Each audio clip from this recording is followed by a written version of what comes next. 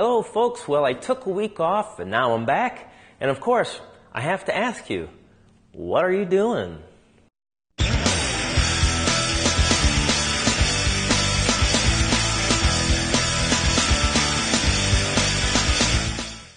Hello, I'm your host, Chad Stanton, and as you know on this show, it's all about you and what you're making in the shop. Now, I took last week off because I was out of town. I actually did a show down in West Virginia there for the Heritage Farms and Museum. More about that on Wednesday. But right now, I've got a whole bunch of projects to show you.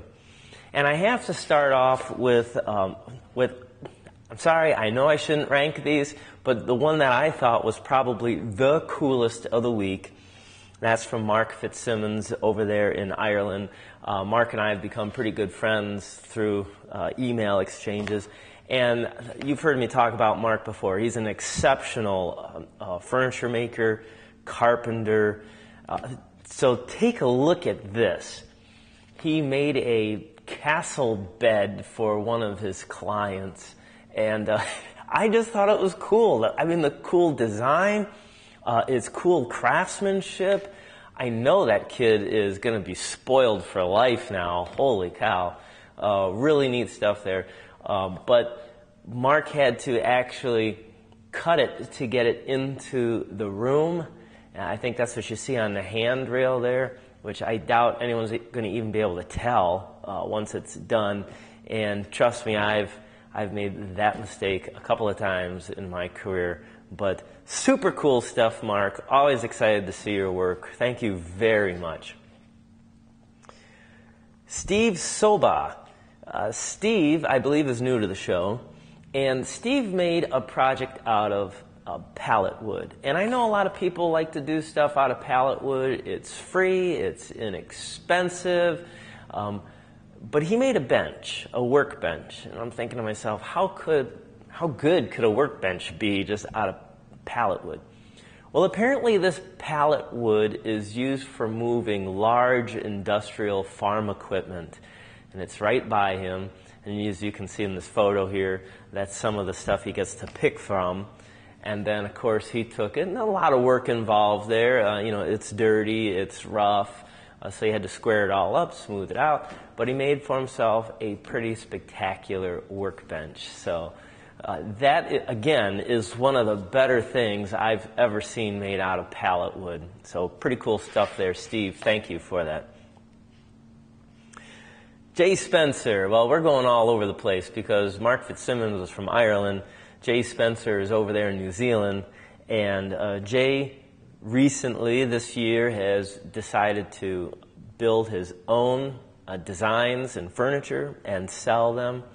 And he's got this coffee table finally done. I think he said he made it out of some old reclaimed timber wood. And it's got a very cool rustic look to it. That's what I like about it. And I think it's either sold or someone's looking at buying it. I could be wrong on that. But Jay's doing something that I admire, and he's building and designing his own stuff.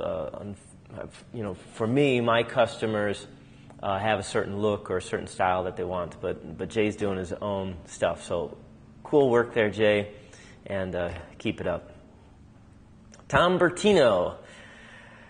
Now, if you recall, Tom's been working on a big bookcase, I guess cabinet case, for his records. He's an avid vinyl record collector and is going from wall to wall in his living room there. So there you see it all set up. And apparently Tom likes to play the bass to the records. I wonder if the needle skips when he gets that bass cranking. But Tom's got it in there, and I'm sure he's got another project in store for us. So thank you, Tom. It was fun to watch you do that project from start to finish, and we're looking forward to the next one. All right, let's get on the plane. We're going to head to Australia, where my other friend, Peter Compton, is down there. Peter's another fellow that, I feel like we've known each other for years because we have very nice email conversations back and forth. He's turned into a very good friend. And Peter is also a very accomplished woodworker. This is one, he did one similar to this last week, but he's got an old beer barrel, and he's turning it into like a standing upright table. And what he did there in the center is he put a sink in it with a drain at the bottom, so you can fill it up with ice, fill it up with some bottles of beer, and then as that ice melts, he can just open the valve and drain it out, which is going to be pretty convenient for him in the next couple of months, because they're coming in the summertime down there where we're going into winter. So I'm very envious of you, Peter. This next entry is from someone who's new. It was inspired by Paul Sellers. If you're not familiar with who Paul Sellers is, I would encourage you to look him up online. He's got a great blog, great video series. He's got some great books out there. A very, very well-skilled, accomplished woodworker, and doing a great job of teaching and inspiring others. Well, this viewer was inspired by Paul and decided to make his own workbench using just hand tools. And he included a video. I'll put the video link in the description below if you'd like to see it. But unfortunately, I only got his first name in the email, Jim. So, Jim, go ahead and reply to the email. I'll make sure to credit you with the last name next week. But either way, we thank you for sending it in, and I'm sure the viewers that watch your video will also be inspired by making that bench. Ray King. Ray has been working on a cedar chest for his wife for a little while now. I think Ray has had some health issues. I think he's had some work done on his heart, so he has to kind of go at a slow pace. But he's out there working on it again. And he's carved these birds and this flower to go, I believe, on the lid. And holy cow, I'm amazed. I mean, you can see he drew it out, and then he carved and painted it. I don't know if you do a lot of carving there, Ray, but it looks great. Really cool stuff. Not what I was expecting, to be honest with you. I just, kind of expected a little outline into the wood where you have this whole 3D thing. So, fantastic. Thank you for sending that in, and we'll just keep watching the progress until that chest is done. And by the way, does your wife know it's coming, or is it going to be a surprise? Just curious. Art Coates. I believe Art is new to the show. And Art made this vanity out of, he said 2x4, but I think he meant 1x4 and plywood. And he did it a combination of power tools and hand tools. And what I like about this is, first of all, it looks very nice. I mean, he did some inset doors there, which can be tricky to get the spacing just right on. But, here he had a need for something. And instead of going out and spending hundreds of dollars on, a poorly made vanity at probably a big box store, he decided to go and do the challenge himself, and he made it. It looks great. And I think he even did like the beadboard and everything there in the bathroom, remodeled the bathroom. So nice looking stuff there, Art. Again, thanks for sending your pictures into the show, and we look forward to your next project. Carlos Garcia. Carlos is also new. Carlos said he's only been doing woodworking for 1 year. And I tell you, this has been a really inspiring week, because take a look at this. Carlos made a guitar stand for his son.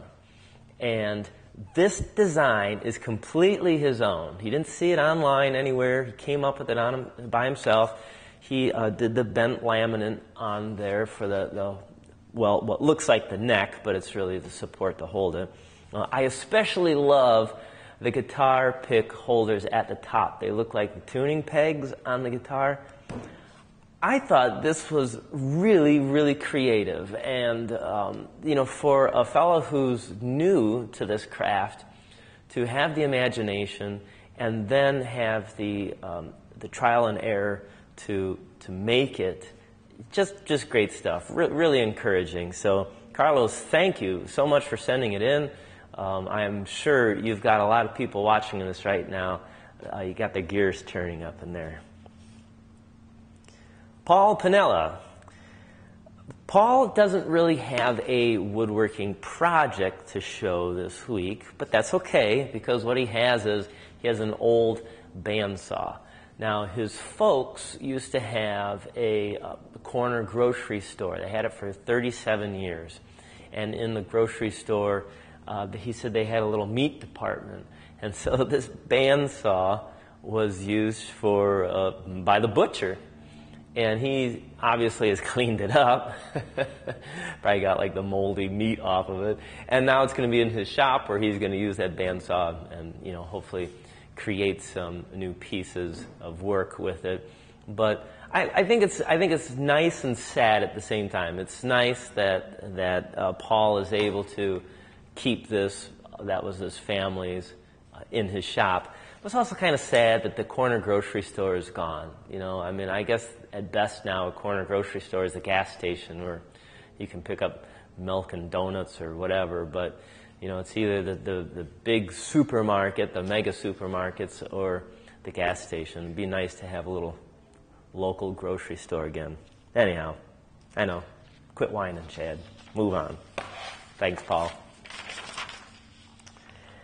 Becky Stock. Becky is a pretty amazing gal.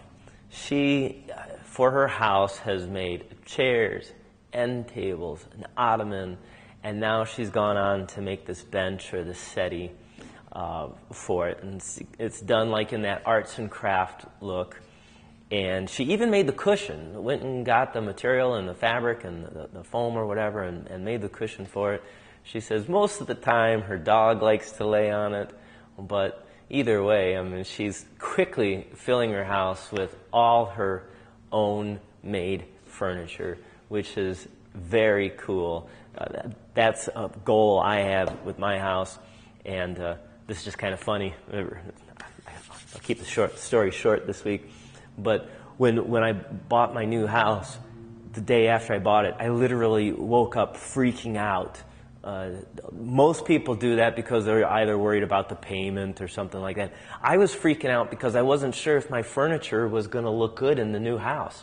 I built the furniture for specific areas in the old house, and I could not comprehend where it was going to go. I literally could not sleep. My wife had to talk me down. But once we moved into the place, we did find a place for each of it, but it was pretty hectic for me. So, Becky, just keep in mind, when you move one day, you might have that same panic and fear. Daniel Lawson. Daniel's niece is getting married, and he had to come up with a gift. Now, you know, most people for any kind of wedding or birthday or something like that, a holiday, most folks either go to the store and buy something, or they get online and click and point and it's delivered right to their house. But not us woodworkers, right? We know to make something with our hands, and it means much more. And so what he did was he took the pattern, or the design on the invitation for his niece, and then he burned it into wood, and then he built a frame around that with some wood that came out of an attic that's over 100 years old, and then he put LED lights in it. And that is really cool. I know that's something that his niece will always keep and cherish. She'll probably always hang on the wall in that house until they grow old and die together. Pretty neat there, Daniel. Very, very thoughtful gift. Mark McRostie. Mark sent in these photos of these small boxes that he's making, and he's getting ready for an arts and crafts show in his area, a little fair. He's going to try and sell them. And he actually said to me in the email, he goes, Chad, I kind of feel funny about sending this in. It's not all that big. It's not all that spectacular. And that's not what the show is about. This show really isn't about trying to up each other. It's really just about to inspire each other.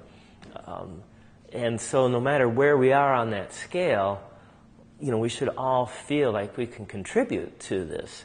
And I was telling Mark, I used to think in the beginning that the bigger project I could make, it was like I was a better woodworker, a better furniture maker.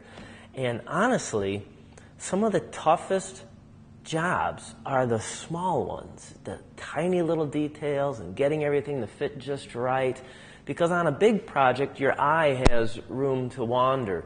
But on a small one, it's very focused in on the project. So you have to really do good work on it. So, Mark, don't ever be ashamed of your project. And the fact that you're making small items, I think, is going to help hone your skills for when you do something bigger. So anyhow, thanks for sending that in. Paul Bylin. Paul has been practicing making shaker oval boxes, and I've told him I've seen this done many times, articles about it, books. I've never made one myself, and he says it's a lot harder than it looks, and I believe that to be so. Anytime you're trying to shape and form something, with wood, trying to bend it and manipulate it, it's going to be a challenge. So the nice thing about Paul is he's not giving up. He's going to keep at it. And I think this looks pretty good. He's not 100% pleased yet, but I know Paul will stick with it. And one of these days, he's going to show the perfect shaker oval box. But until then, I'm still pretty envious of you, Paul, because it looks great. Bill Crispin. Bill's a fellow I've been talking with quite a bit, too, online. And Bill his son's friend is getting married. And so Bill is making this arch for them to walk through. I imagine it's going to be outside, an outside wedding. But he designed and constructed this, and it looks very nice there. I'm sure everyone appreciated it because it's really going to be so pretty and beautiful. I'm just curious, what do you do with something like that afterwards? I mean, does the bride and groom take it home with them, or do they put it out in their yard? I don't know what's going to be done with it, but pretty nice project there, Bill. Very thoughtful of you. Andrew Eikum. Andrew is another one who sent his photo in this week, and he was like, geez, I'm sorry, Chad, there's really not much to look at here. Well, if you've been following the show, Andrew has been building an entertainment center. He designed it, he's constructing it all with hand tools, and he's working on making the doors for it. And so this is some of the white quarter sawn oak. And he said, it's not all that exciting of a photo. I'm just doing some planing. But look at the beauty of that wood. I mean, that is amazing. It always surprises me what's hiding on the inside of that tree. When you look at the outside and the rough bark and everything, we have no idea what inner beauty is in there. And so Andrew is really making that come out and shine. And it's going to be a spectacular looking TV council. Kenny Lunsford Jr. Kenny also is new to the show, so welcome, Kenny. And Kenny made, designed, built this jewelry cabinet. He said that when the doors open, the LED lights automatically come on. He says it can hold over 100 necklaces. It has obviously holdings for the rings and the earrings, and really cool piece. And the lights, well, you don't have to plug it into the wall. It's done by a battery. So whoever is going to have it can put it in any area that they want. Now, I was kind of teasing with Kenny. That is probably one of the worst gifts to make for someone, because now you have to buy all that jewelry to fill it. Am I right? Anyhow, Kenny, very cool project, very nice. And we look forward to seeing more of your stuff here, so thank you for sending your photos in for the first time. We hope it's not your last. Let's see, moving on. Bill Cortez. Bill has decided to make some of his own tools. Now, he's made some mallets here, and mallets are always a useful thing to have around the shop. I can't tell you how many times I misplaced that. That and my tape measure and pencil. So he's made himself plenty of mallets. But he's decided to make some saw handles there, too. And, you know, this is something that's wrong, I think, with a lot of the saws you can buy today. Not from the high-end companies, but kind of like the middle-class tool companies out there. The saws they cut good, they're aggressive and everything, but the handles are incredibly uncomfortable, and they're plastic, and they just didn't take in consideration anyone using it for a long period of time. So Bill has made some patterns based on some old saw handles, and he's made some there for himself. And making that, you might think, big deal, whoop-de-doo. No, making the handle, cutting that out and getting the shape and everything to fit, that's not too difficult. The hard part is getting that kerf to get the handle to go onto the saw so everything's straight and just in perfect alignment. I've done it. It's not an easy thing. So good job on that, Bill, and keep it coming. Okay, so I'm probably going to get the next fella's name wrong, but don't feel too bad. So it's Charles Pravlik. Charles Pravlik. Just forgive me, please, Charles. So Charles, he too didn't have a big project to show. He made a storage unit for his different sheet goods. Charles has a laser burner or laser etcher, I'm not sure what you call them. And so he has different pieces of the plywood, different thicknesses that he's got organized. And organization is something that I'm trying to really do in the new shop here. I'm trying to have every tool should have a home. I have to build some stuff to be a little bit more organized. And just today I was hanging a little shelf unit for my for my sandpaper to get it all organized. So it's small, but it's a very useful project there, Charles. So thank you for sending that in. Philip Quinn. Philip, again, becoming good friends with these folks online. Philip has got his work cut out for him. So he's building a boat bookshelf, I believe he said, for someone at work. And on top of doing that, I think he said he has 5 little tool chests, or they look like little treasure chests. You've seen them before on here. He's got 5 of them to make for upcoming gifts for the holidays. So Philip is going to be one busy guy. But the good news is we can expect to see progress photos from him every week. So I'm excited for that. So hang in there, Phil. And the last one rounding it out this week is Rick Frazier. Rick has been on the show as well in the past. Rick has actually come to my shop. We've had the pleasure of talking a few times. Rick is really into CNCs. And this is, again, technology that's new to me, but not to Rick. He really knows this stuff. And he made a couple of things. He made these music instrument holders here, as you can see. And which probably isn't a surprise. People are like, oh, yeah, I can see how the CNC did that. Check out this next one. So this piano bench that he made for his granddaughter, I would think be traditional woodworking, mortise and tenon, use the lathe to turn the legs. Whole thing was done on a CNC. And Rick said he's got a video coming out of him doing that leg with the machine. So when he has that done, I'll let you guys know. And you guys can, if you're interested, follow it and watch it over there. But neat stuff that technology can provide for us. So, okay, so that's it for this week. We'll have an episode. I'm shooting for an episode for Wednesday for an After Hours Woodworking. If you would like to have your projects here on the show, feel free to email me at woodchoppingtime@gmail.com, and we'll make sure we get your photos posted and get you some credit to inspire other people out there. And of course, as always, I thank you for watching the show, and keep on dancing.